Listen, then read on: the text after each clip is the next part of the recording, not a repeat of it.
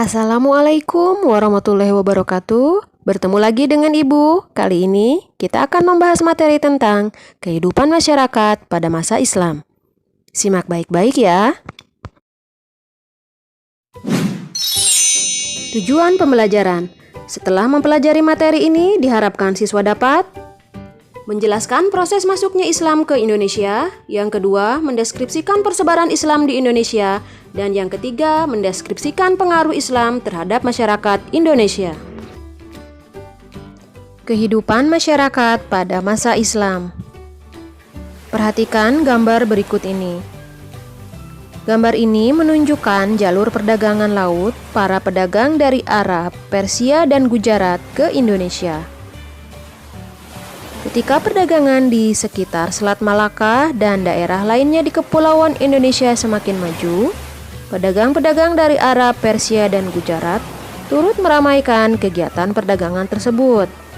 Kapal-kapal dari Arab, Persia, dan Gujarat mulai menyinggahi beberapa tempat di pesisir Sumatera sejak abad ke-7 Masehi.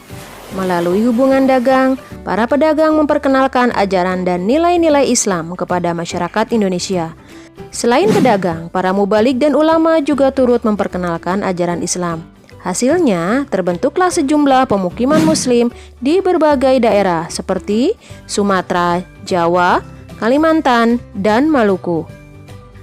Pada abad ke-13 Masehi, mulai berdiri kerajaan-kerajaan Islam di Indonesia. Kerajaan tersebut lahir sebagai suatu kekuatan politik, ekonomi, dan budaya yang menandakan berakhirnya masa keemasan kerajaan Hindu-Buddha di Indonesia. Masuknya Islam ke Indonesia. Berikut ini merupakan pendapat para ahli mengenai masuknya Islam ke Indonesia. Yang pertama adalah teori Mekah. Yang kedua dikenal dengan teori Persia. Dan yang ketiga adalah teori Gujarat.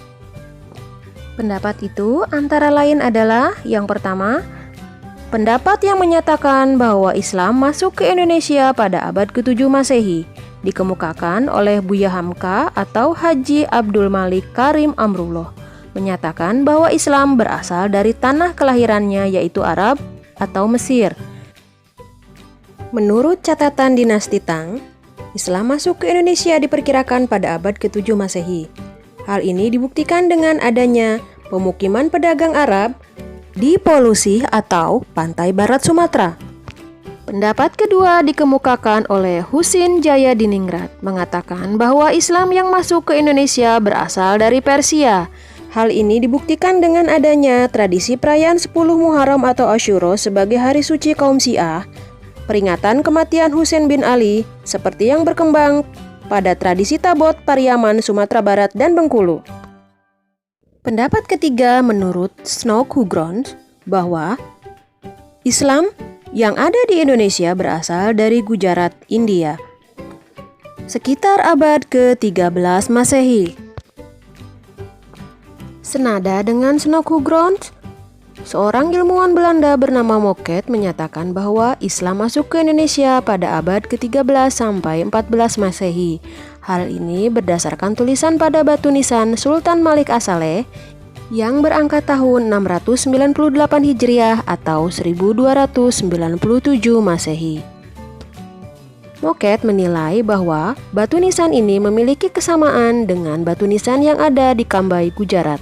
Pendapat ini dikuatkan oleh catatan Marco Polo, seorang pedagang Venesia yang singgah di Sumatera dalam perjalanan pulang dari Cina pada tahun 1292. Di sana disebutkan bahwa Perlak merupakan kota Islam. Berdasarkan beberapa pendapat tersebut, dapat disimpulkan bahwa Islam yang datang pada abad ke-7 Masehi berasal dari Arab, sedangkan Islam yang datang pada abad ke-13 Masehi berasal dari Gujarat. Islam yang datang ke Indonesia diperkirakan juga berasal dari Persia. Atau dapat disimpulkan bahwa Islam masuk ke Indonesia secara perlahan-lahan dimulai pada abad ke-7 Masehi dan mendapat bentuk secara politik pada abad ke-13 Masehi.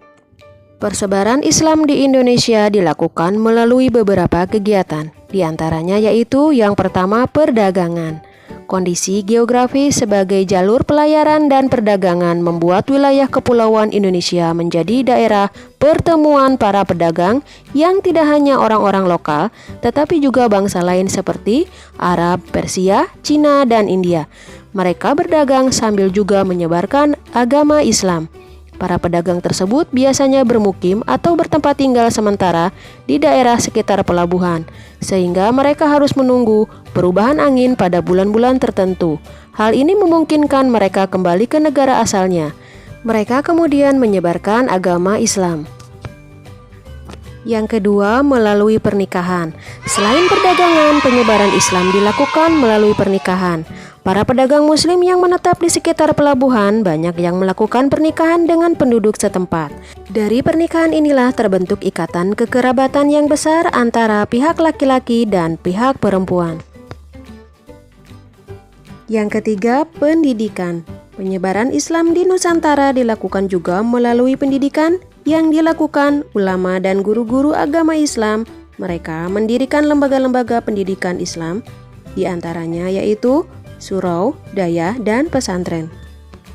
Di tempat inilah para ulama mendidik para santri tentang agama Islam. Bila telah selesai proses pendidikan, para santri pulang ke kampung halaman untuk berdakwah menyebarkan agama Islam kepada masyarakat.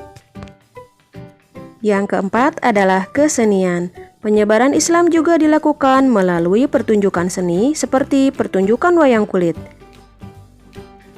Disebutkan bahwa Sunan Kalijaga merupakan seorang dalang yang sangat mahir. Beliau secara perlahan-lahan memasukkan unsur agama Islam ke dalam cerita pertunjukan wayang sehingga dapat menarik hati rakyat masuk agama Islam. Faktor-faktor yang mempengaruhi berkembangnya agama Islam di Indonesia. Yang pertama, penyebaran agama Islam dilakukan dengan cara damai. Yang kedua, dalam agama Islam tidak ada sistem kasta. Yang ketiga, dalam agama Islam upacara ritual cukup sederhana. Yang keempat, syarat seseorang jika ingin masuk agama Islam sangat mudah, yaitu dengan mengucapkan kalimat syahadat. Dan yang kelima, penyebaran Islam menyesuaikan berdasarkan kondisi sosial budaya yang sudah ada di masyarakat. Dan yang terakhir adalah keruntuhan kerajaan Hindu-Buddha di Indonesia seperti Sriwijaya dan Majapahit. Pengaruh Islam terhadap masyarakat Indonesia. Yang pertama di bidang politik. Sebelum Islam masuk, sudah berkembang kerajaan Hindu-Buddha di Indonesia. Kerajaan tersebut kemudian mengalami kemunduran dan digantikan peranannya oleh kerajaan Islam. Pada masa Islam, konsep kerajaan berubah menjadi kesultanan. Yang kedua, di bidang sosial. Pada masa Hindu-Buddha terjadi perbedaan yang tegas antara kelompok masyarakat yang disebut dengan sistem kasta. Sistem ini membedakan masyarakat menjadi beberapa golongan.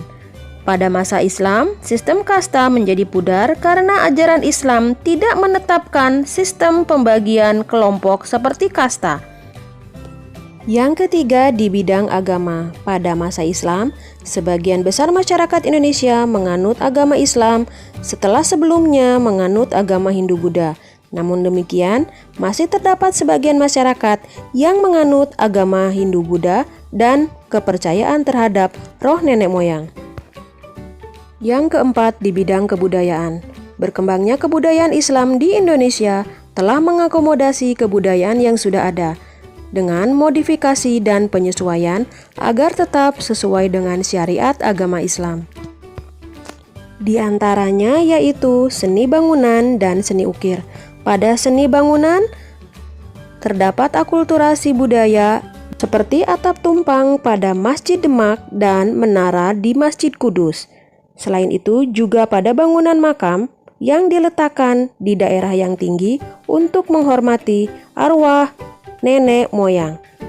Dan yang kedua, seni ukir berupa ragam hias huruf Arab atau yang dikenal dengan kaligrafi.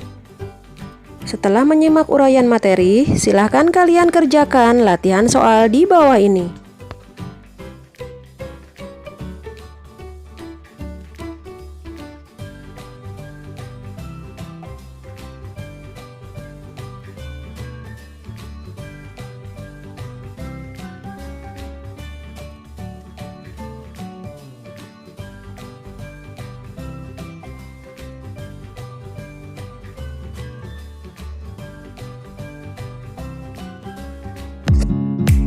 Nah anak-anak, demikian tadi uraian materi yang Ibu sampaikan mengenai kehidupan masyarakat pada masa Islam. Sampai berjumpa lagi pada pertemuan selanjutnya. Wassalamualaikum warahmatullahi wabarakatuh.